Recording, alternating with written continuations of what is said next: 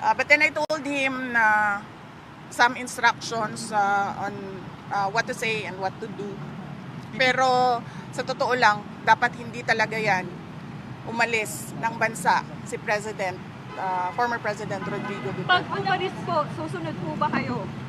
Yes, meron na pong arrangements kasi kailangan ko kausapin yung mga abogado doon kung saan man siya dalhin. Pupunta kami, ako, at pupunta yung mga abogado and doon kami mag-uusap kung ano yung mga gagawin. Tingin niyo ba tama yung naging proseso sa warrant of arrest? Ay hindi talaga. Kasi nakalagay sa rules ng ICC,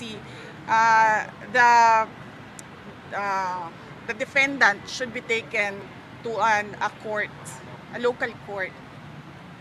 Dapat dinala siya sa korte. At yung proseso natin dito sa loob, yun yung masusunod para sa pag-implement ng What were warrant. your instructions to the former president? What were your instructions to your father?